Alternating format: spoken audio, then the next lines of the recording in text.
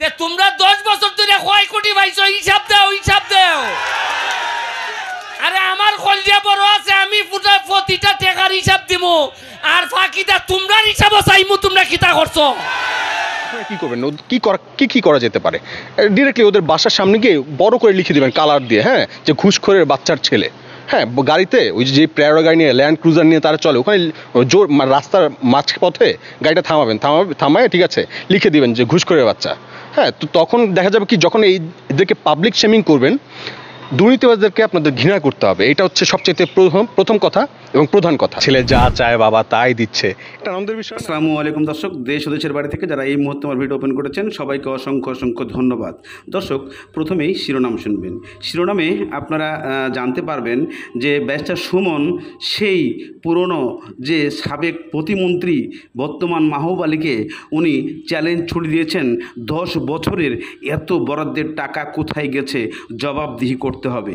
এদিকে বাংলাদেশের আরেকজন ভাইরাল যে রেল নিয়ে অনেক কিছু তৈরি করেছিল, সেই রনি ইফতারকে হুমকি দিলেন এবং তাকে জানতে চাইলেন এবং পরিচয় দিতে চাইলেন এভাবেই যে বর্তমানে তার বাবার গাড়িতে অথবা তার গাড়িতে লিখে দেওয়া উচিত যে সে ঘুষখোরের ছেলে, ঘুষখোরের বাচ্চা। এটা কতটুকু যুক্তিগতা যে বলেছেন রনি, এর মধ্যে কতটুকু যুক্তি আছে, কতটুকু প্রয়োজন আছে এই কথাগুলা। এদিকে ব্যারিস্টার সুমন বারবার বলেছেন যে এই প্রশ্নের উত্তর তাকে দিতে হবে, না হলে তাকে আইনত আমি আবারও কাঠগড়ায় দাঁড় করাবো। এই দুই প্রশ্ন নিয়ে আজকের এই ভিডিওটা আপনাদেরকে ওপেন করা হয়েছে এবং এটা নিয়ে আপনাদের সঙ্গে কথা বলা হয়েছে। এবং এদিকে আপনাদেরকে ব্যারিস্টার সুমনের কাছে আজকে চলে যেতে হবে, ব্যারিস্টার সুমন লাইভে কি বলছে সেই জিনিসগুলো জানতে। কিন্তু রনির এই কথাটা কতটুকু যুক্তি আছে যেটা আমি আপনি এখনও বুঝে উঠতে পারছি না। এটা বাস্তবতা কতটা কঠিন হতে পারে, এটা বাস্তবতা কতটা জটিল হতে পারে। একটা মানুষের গাড়িতে যদি লিখে দেওয়া হয় ঘুষখোরের বাচ্চা, তাহলে বাংলাদেশে সারা জায়গায় প্রচার হয়ে যাবে যে উনি ঘুষ খেয়েছেন, ওনার বাবা তৈরি করেছেন। চলুন তার আগে আমরা ব্যারিস্টার সুমনের কাছে চলে যাই তার লাইভে কিছু কথা শুনতে, তাহলে আমরা বুঝতে পারবো মূল আকর্ষণটা কোথায়। তোমরা 10 বছর ধরে কয় কোটি পাইছো হিসাব দাও হিসাব দাও। আরে আমার কলজা বড় আছে, আমি প্রতিটা টাকার হিসাব দিমু, আর ফাঁকিটা তোমরা হিসাব চাইমু। তোমরা কিতা করছো? মজা মারে ফজা ভাই, আর আমরা খালি বইটা ভাই। হ্যাঁ উনন সুজা কথা, আমি যতদিন এমপি আছি সিএনজি ড্রাইভার যারা যে সারে যদি মনে হয় টাকা দিতা না, 2 টাকা আমি আছি আপনার সাথে। আমি কোন সাবের বুটে এমপি হইছি না, আমি নির্যাতিত নিপীড়িত মানুষের বুটে এমপি হইছি। দুর্বলের উপরে নির্যাতন চলতো না। আমি এমপি আছি, আমাদের কোন মাইনরিটি সম্প্রদায়ের উপর অন্যায় চলবে না। নেত্রী জানেন না তো, আমি গিয়া কইছি আপনি আমার আম্মা, আর যে নৌকা পাইছেন তাই না আপনার ভূত, আমিও উরু ভূত। তবে এই নৌকার ভূতের চেয়ে আমি একটু সুন্দর, বেটার মতো বেটামি। আমি একলা বেটা, 44 বছরের বেটা, বিমান ফালাই দিছি, আর তোমরা কিতা চিন্তা করো। শুরু করিতেছি মহান সৃষ্টিকর্তার নামে, যিনি পরম করুণাময় এবং অত্যন্ত দয়ালু। আমি যখন নির্বাচনে ভোট চাইতে আসছিলাম, আপনাদের এদিকে যখন ভোট চাইতে আসছি, এদিকে এই ব্রিজ পার হইয়া ডাইনের দিকে যাই, ওই বুল্লা যাওয়ার পথে জনকুরানি সিএনজি আসে, ড্রাইভাররা আসে আর আমারে সালাম দেয়। আমি জিগাই কিতা বালানি, হয় ভাই অনেক সান্দা নেই। আমি জিগাইলাম, কয় 40 বেলে নেয়। তা আমি এদিন যাই মনে মনে, এই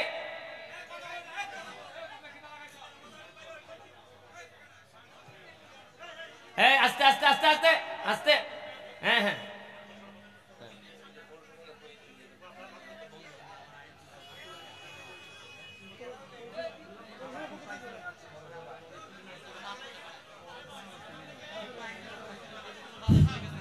আচ্ছা শুনুন, এই জায়গাটা একটু।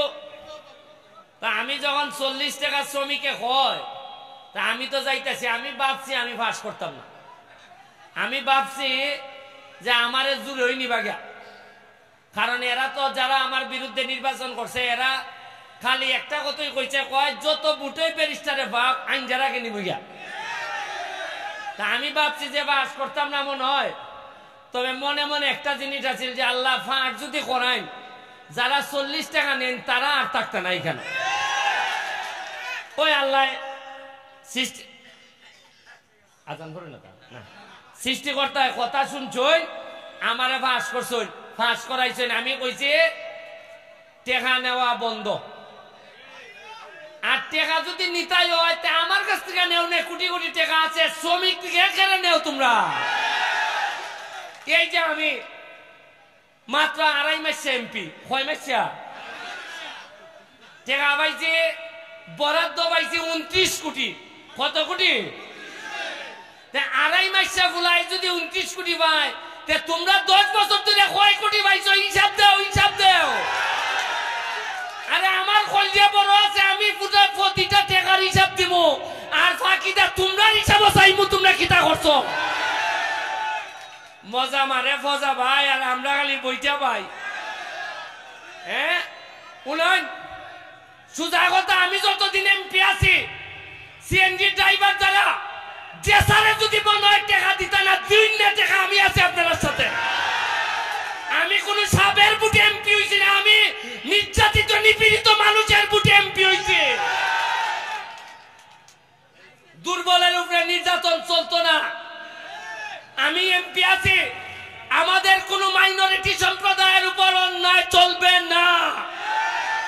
উনাই জানেন না যাইব।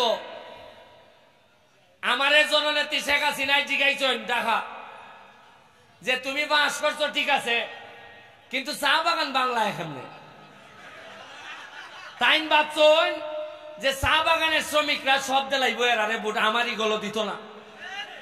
আমি কইছি নেত্রী জানেন না তো, আমি গিয়া কইছি আপনি আমার আম্মা, আর যে নৌকা পাইছেন তাই না আপনার ভূত, আমিও উরু ভূত। তবে এই নৌকার ভূতের চেয়ে আমি একটু সুন্দর। ওই চা বাগানের এরা চোখ বন্ধ করে মারিয়ে দিছে আমারে ভূত। আমি যখন মাধবপুর দেখলাম যে বুট বেদান পড়তেছে আমার এন্দি, তখন আমি বুঝছি যে এর আত্মীয়তা নাই, আর ভাস করা নিয়ে যেত না। উন্নয়ন আজকে যারা এখানে বক্তব্য দিতেছে, আমার রফিক, যারা নেতৃবৃন্দ আছে, এরা প্রতিবাদ করতেছে 40 টাকার লাগি। এরা কইছে 40 টাকা নিতে দিতাম না, তাই তো? কদিন পরে নি আবার 40 বানাইলাই। এনে আবার কয় যে উনকা তো সব আমার দখলে আইও, 40 দেও, তাইলে কিন্তু চলিবে না, পাতলা মারা চলিবে না, চলিবে না, চলিবে না। আমি কিন্তু আপনারা মনে হয় জানেন না, আমি কিন্তু রাইতে বেড়াইতে দর্শক, ইতিমধ্যে আপনারা ব্যারিস্টার সুমনের সেই বক্তব্য শুনেছেন। সেই বক্তব্যতে উনি যে কথাগুলো বলেছেন, এই কথাটার যুক্তিকতা খুঁজে বের করতে আপনাদের কাছে অনুরোধ করা হলো। কেননা ব্যারিস্টার সুমন যে প্রশ্নগুলো করেছেন এই মাহবুব আলীকে, উনি বলেছেন 10টা বছরের সমস্ত অর্থ আপনাকে জবাবদিহিতা তিলে তিলে বের করতে হবে, না হলে এই জনগণ আপনাকে ছাড় দিবে না। তাহলে 10 বছর উনি কত টাকাই বা বরাদ্দ পেয়েছিলেন, যা জনগণ আজও জানে না, না জানার বাইরে রয়েছে। তাহলে বর্তমান ব্যারিস্টার সুমন উনি 4.5 মাসে কত কোটি টাকা পেয়েছেন, তাকে নির্ধারিত করে উনি 10টা বছরে উনি একজন মন্ত্রী ছিলেন, কত হাজার হাজার কোটি টাকা উনি আত্মসাৎ করেছেন। এই জিনিসটাই আজকে ব্যারিস্টার সুমন যখন সামনে নিয়ে এসেছেন, তখন জনগণ কি দেবে ছাড় তাকে, নাকি জনগণ ছেড়েই দিয়েছেন? কিন্তু ব্যারিস্টার সুমনকে ছেড়ে দিবেন? আমাদের যতটুকু সম্ভব ব্যারিস্টার সুমন অন্যায়ের কখনো নিচু করে না। অন্যায় উনি মাথা উঁচু করে বাঁচতে চায়, উনি বের করতে চায়। উনি তার আমলের 2 কোটি টাকা মসজিদের অনুদান যখন ছিনিয়ে আনতে পেরেছেন, তার পড়ে থাকা এই টাকা, তাহলে তার ভিতরে যে টাকা, তার কাছে যে তার ব্যাংকে অ্যাকাউন্টে যে টাকা জমা আছে, সেটাও ছিনিয়ে আনতে পারবে। এরই নাম হচ্ছে ব্যারিস্টার সুমন ফাটাকেষ্ট। কিন্তু এই ফাটাকেষ্ট এতদিন পরে কেন আজকে এই বর্তমানে উল্টাপাল্টা কথা বক্তব্য শুরু করেছেন? যদি বা ব্যারিস্টার সুমনকে আবারও শত্রুতা করে আবার ফেলে দিতে পারে গর্তের মাঝখানে, নাকি ব্যারিস্টার সুমন আর পিছে ঘুরে তাকাতে চায় না, কেননা ব্যারিস্টার সুমন এখন অনেক ক্ষমতা হাতে নিয়ে উনি কাজ করে। এদিকে সেই ভাইরাল রনি আবার লেগেছেন সেই 15 লক্ষ টাকা ছাগলের সেই ছেলের সাথে। চলুন তার বক্তব্য আমরা শুনি। উদ্রে না যায় আপনারা কি করবেন, কি করা যেতে পারে? ডিরেক্টলি ওদের বাসার সামনে গিয়ে বড় করে লিখে দিবেন কালার দিয়ে, হ্যাঁ, যে ঘুষখোরের বাচ্চার ছেলে। হ্যাঁ, গাড়িতে ওই যে প্রেরো গাড়ি নিয়ে, ল্যান্ড ক্রুজার নিয়ে তারা চলে, ওখানে জোর রাস্তার মাঝপথে গাড়িটা থামায়, ঠিক আছে, লিখে দিবেন যে ঘুষখোরের বাচ্চা। হ্যাঁ, তো তখন দেখা যাবে কি, যখন এদেরকে পাবলিক শেমিং করবেন, দুর্নীতিবাদদেরকে আপনাদের ঘৃণা করতে হবে। এটা হচ্ছে সবচেয়ে প্রথম কথা এবং প্রধান কথা। ছেলে যা চায় বাবা তাই দিচ্ছে, এটা আনন্দের বিষয় না, এটা নিঃসন্দেহে আনন্দের বিষয়, কিন্তু দুঃখের বিষয় অন্য জায়গায়। এই যে ধরেন উনি 15 লাখ টাকা দিয়ে একটা ছেলে ছাগল কিনলো, তো তার বাবাকে এটা জানার জন্য যখন তার বাবার কাছে মানুষ গেল, তখন তার বাবা অস্বীকার করলো। এইটা হচ্ছে কষ্টের বিষয়। দুঃখ তো কোন জায়গায় বুঝতে পারছেন না, যে আপনার বাবা যদি আপনাকে অস্বীকার করে কত কষ্ট লাগবে চিন্তা করতে পারছেন? আমি ছাগল কিনতে গেলাম 15 লাখ টাকার উচ্চ বংশীয় ছাগল, কিন্তু আমার নিজের বংশ মর্যাদা নাই, নিজের কোনো বংশ পরিচয় নাই পিতৃ পরিচয়। ইফাত আজকে যেটা হয়েছে, আমি যে ভিডিওটা আপলোড দিয়েছি সেখানে রিপোর্ট মেরে একদম ভিডিও ডাউন করে দিয়েছে, নামায় দিছে, অ্যান্ড বিভিন্ন রকম থ্রেড আসতেছে, আমি আর কি সাইবার বুলিং করছি, হ্যারাসমেন্ট করছি, এই করছি সেই করছি, অনেক জায়গা থেকে থ্রেড আসতেছে। তো তাদের উদ্দেশ্যে এটুকু বলতে চাই যে ভয় তো পাই না। এক কথা হচ্ছে, এখানে আপনি নিশ্চিন্ত থাকেন, যেখানে আছেন আপনি যে ক্ষতি করার চেষ্টা করবেন আপনি নিশ্চিন্ত থাকেন, আমি আপনাকে ধরবই। যে জায়গায় থাকেন আপনি, আপনার বাবা বাংলাদেশ যদি কোনোভাবে দুদক এটা প্রুফ করে যে আপনার বাবা আসলে গিল্টি এবং আপনাদের অবৈধ সম্পদ আছে, আপনার বাবাকে আমরা বাংলাদেশের জনগণ সবাই মিলে ধরবো। একদম বিশ্বাস করেন বিআর কর্মকর্তা ওনার যে হচ্ছে গিয়ে অবৈধ সম্পদ, হ্যাঁ, এবং হচ্ছে ইফাত যে ওনার ছেলে উনি যে অস্বীকার করলেন, এই ব্যাপারটা তো উনি দেখাই দিল। এবং গণমাধ্যম কর্মীরা এখন তো ডিরেক্টলি হচ্ছে গিয়ে ওই মতিউর রহমান সাহেবের তার যে অবৈধ সম্পদ আছে এটা নিয়ে তো নানাভাবে ফলো করে এখন প্রচার করছে। তো এই কাজটা তো করছে একজন ব্যক্তি, সায়েদ আব্দুল্লাহ। তো এই কাজটা করার দায়িত্ব ছিল হচ্ছে দুদকের। একজন সায়েদ আব্দুল্লাহ পুরো একটা দুদকের চাইতে বড় একটা কাজ করে ফেলছে। পুরো একটা ডিবি, ধরেন ডিবি ব্রাঞ্চ বলি, গোয়েন্দা সংস্থা, অন্যান্য সংস্থা যেগুলো আছে, হ্যাঁ, ডিজিএফআই বলি, এনএসআই বলি, এই কাজগুলো তো তাদের করার কথা, কিন্তু একজন সায়েদ আব্দুল্লাহ কাজটা করেছে। তো দেখা যায় যে এই লোকটা এখন বিপদের মুখে পড়ছে। যে আমি রিসেন্টলি দেখলাম, গত পরশুদিন দেখেছি, তাকে তার আইডি হ্যাক করার অনেক চেষ্টা করেছে, তাকে রিপোর্ট মেরে তার আইডি বন্ধ করে দিয়েছে, ফেসবুক আইডি, যেন তিনি সত্য প্রকাশ করতে না পারে।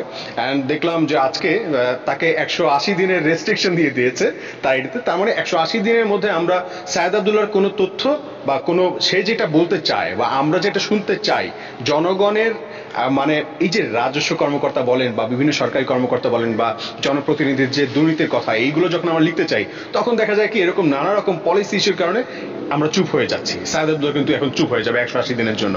দেখেন, ইফাত বা এরকম যারা আছেন তাদের সবার উদ্দেশ্যে বলতে চাই যে আপনারা কেউ আমার শত্রু না, কিন্তু আপনার বাবা যে অন্যায়ভাবে জনগণের টাকা লুট করছে, এই কাজটা কিন্তু জনগণের শত্রু সে। হ্যাঁ, তো আপনাকে সংশোধন করার উদ্দেশ্যে আমাদের এই কথাগুলো বলা, আমাদের এই ফ্যাক্ট চেকিং গুলো করা, এই অ্যাওয়ারনেসটা তৈরি করা, যাতে অন্য কেউ এরকম কাজ না করে, উদ্বুদ্ধ না হয়। কিন্তু আপনারা যদি নিজেদেরকে সংশোধিত না করে, দেখা যায় কি আপনি পাল্টা হচ্ছে রিয়াক্ট করতে গিয়ে ক্ষতি করে বসলেন, যে আপনাকে সৎ পরামর্শ দিল তা ক্ষতি করে বসলেন, তখন কি হবে? দেখা যাবে যে আজকে সায়েদ আব্দুল্লাহকে আপনি রিপোর্ট মারছেন, তার আইডিটা নষ্ট হয়ে গেছে, এখন আমি কথা বলতেছি। আমরা পরিশ্রম করে কষ্ট করে উপার্জন করে দেশে পাঠাচ্ছি, সেখানের যেই ভ্যাট ট্যাক্সের টাকা, আমাদের রেমিটেন্সের টাকা, সেই টাকা দিয়ে লুটপাট করে নিয়ে এরকম কিছু রাজস্ব কর্মকর্তা, কিছু সরকারি কর্মকর্তা তারা লুট করে নিয়ে বাংলাদেশে তো রাখছে না, ডিরেক্টলি হচ্ছে কানাডায় বেগমপাড়া তৈরি করছেন, এবং সেই বেগমপাড়ায় তাদের বাচ্চা কাচ্চাদের আলিশান ফ্ল্যাট কিনে দিচ্ছেন, গাড়ি কিনে দিচ্ছেন। এই যে ব্যাপারটা, তো এটা দেখা যাচ্ছে যে এই যে প্রবাসী যারা দেশ থেকে চলে গেছে, দেশের কথা চিন্তা করে বিদেশে এখন অবস্থান করছে, পরিবার ছেড়ে সবকিছু রেখে, তো আজকে ওনাদের ভ্যাট ট্যাক্সের, ওনাদের রেমিটেন্সের টাকায় আমাদের সাধারণ জনগণের ভ্যাট ট্যাক্সের টাকা যারা লুট করে নিয়ে যাচ্ছে, তাদের বিরুদ্ধে আমাদের কথা বলা দরকার। যারা 19 বছর বয়সে এখন বাংলাদেশে যারা আছে, ওরা সবাই এখন বলা যাবে যে আমার ছোট ভাই বোন। ওদেরকে আমি তুই করে বলবো যে শোন ভাইয়া, ভুল পথে যাইস না ভাই, বিশ্বাস কর, অনেক ভালো থাকবি, অনেক সুখে থাকবি যদি একটু সৎ পথে চলিস, অনেক শান্তি। সৎ পথে চললে তোর উপার্জন যদি 2 টাকা হয়, দেখবি 2 টাকা থেকে 1 টাকা তুই ফ্যামিলি কি জন্য রাখবি, 1 টাকা নিজে চলতে পারবি, আরামসে চলতে পারবি। কিন্তু যদি ভুল পথে যাস, তুই নিজে তো হচ্ছে গিয়ে ভুল পথে গেলি, ভুল পথে যাওয়ার পর দেখবি দিশাহারা হয়ে যাবে, মানুষ তোকে টেনে নিচে নামাতে চাইবে, ওখানে কোনো সুখ নাই রে ভাই। দেখ মাসুদ শুধু শো অফ আছে, শো অফ, যে মানুষকে দেখা যায় দেখো আমরা কত গুড, আমরা কত দারুণ নাইস, আমরা কত জোস, হ্যাঁ আমাদের এরকম বড় অডি গাড়ি আছে, আমাদের 15 লাখ টাকার ছাগল আছে। এগুলো ফাপড়বাজি। যখন হচ্ছে মানুষ সবাই মিলে ধরবে না টাকাটা কোথা থেকে আসছে, জনগণের টাকা লুট করে বাবা হচ্ছে এই অডি গাড়ি কিনছে, এই ছাগল কিনছে। তো ভাই এরকম ভুল চিন্তা ভাবনা তোরা কেউ করিস না, সুন্দর করে পড়াশোনা কর, বিশ্ববিদ্যালয়ে আয়, ভালো মানুষের মতো মানুষ হ, ইনশাল্লাহ আল্লাহ তোদেরকে উত্তম প্রতিদান দিবে। একদম সকালবেলা কলেজে যেতাম, আসতাম কিন্তু সন্ধ্যার সময়, তো বাসা থেকে শুধু বাস ভাড়াটুকু নিতাম।